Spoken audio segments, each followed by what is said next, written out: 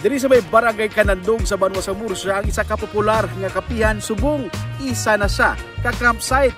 Ini naman natin nga katuan sa sini nga episode.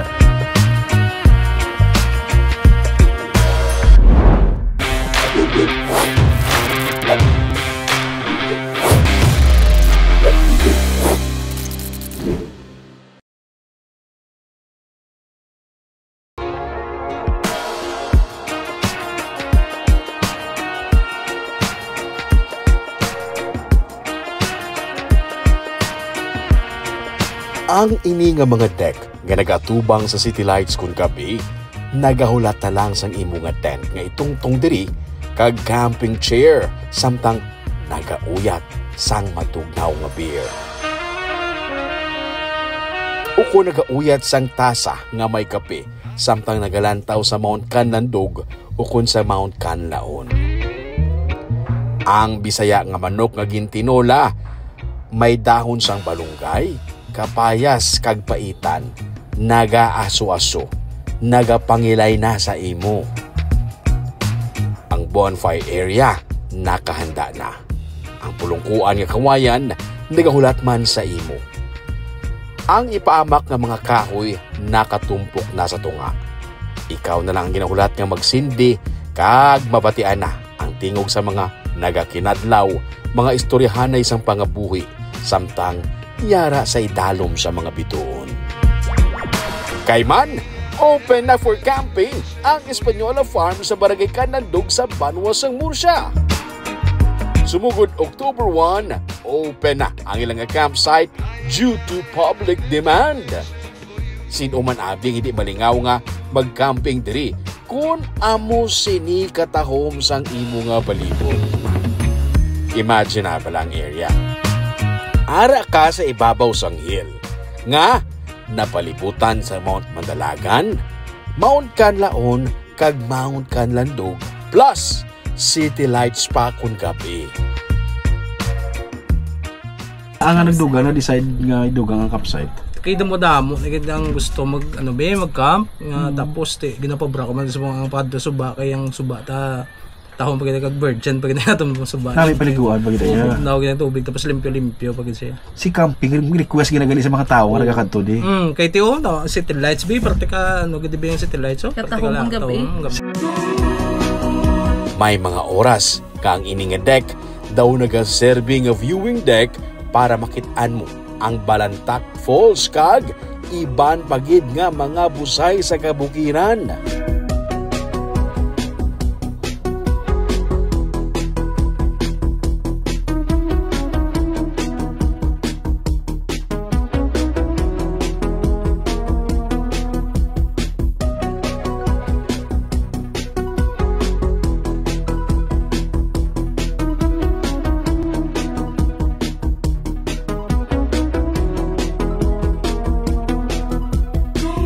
Apat pa lang kabulan hubalin sa nagbukas ang Española Farm pero dagsa na ang tao diri ilabi na kon weekends.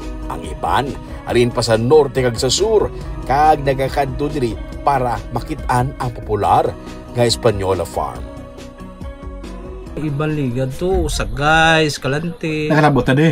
Kabangkalan, mga akig pa na kung hindi mo pag pasadlon. Oo. Kaya si Bella yung ilagay na linan mo kasi may mga pagkaon pag yung napasubtan ko lang kay para nga ano lang sila yung accommodate lang lang. Amo na nakalayo ang kakado di mo sila kung kakwa na gid siya naggahod na gid siya. Nakalabot sa ibang lugar. Amo na kanabi sa social media sa bang. Sa sininga deck, dirigin kasal si CJ kag si Jen ang tag-iya sang Española Farm. Kag matapos mag-trending ang ilang video sa ilang kasal, may nagpa-reserve man nga gusto diri man kaslon mismo sa ilang farm. Gani halin sa isa ka farm nga may kapihan kag subong isa nga campsite, pwede naman siya mangin venue for wedding. Sino man abi ang hindi maganyat magpakasal diri kung amo sini ang backdrop mo sa imo nga kasal.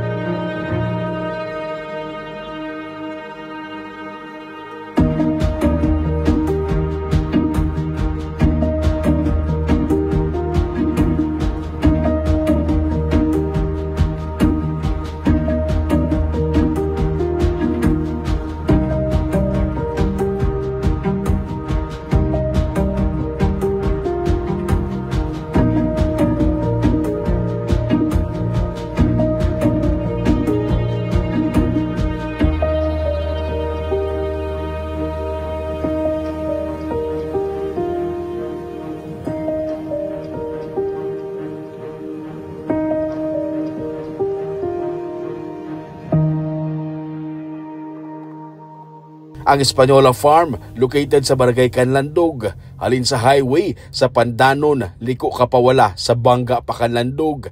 Diretso-diretso ka lang, malapaw ka sa Barangay Hall. May mga tarpaulin nga naghatag sang directions. May parte nga sementado ang dalan, may parte man nga duta kag may gamay nga overflow nga malabyan para makalapot sa lugar. Tandaan, ang alagyan pa kadto sa matahom nga mga lugar, medyo may kabudlayan, pero paglapot mo sa imo destinasyon, worth it ang tanan. Sa mga nagaplano mag-camping, 150 pesos per person ang bayad. Bring your own tent, no outside food allowed. Kay man, may kalanaan man diri sila nga nag-serve sa breakfast, lunch, kag dinner, pati na snacks. Book your slot before magkadto diri for camping kay basi bala wala ka sa pwestuhan pag abot mo haw. Mag-book lang kag magpamangkot sa Española Farm nga Facebook account. Very promising ang Barangay Canlandog. Amat-amat na naton nga nagakadiskubre ang katahom sa sini nga barangay kag gabay pa madamo pa kita sang masaksihan nga mga matahom nga lalagawan diri sa Canlandog sa Murcia.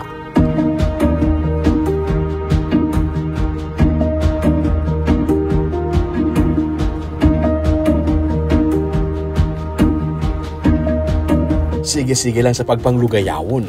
Ako si Romeo Supaldo kaginiang Tripping ni Romeng.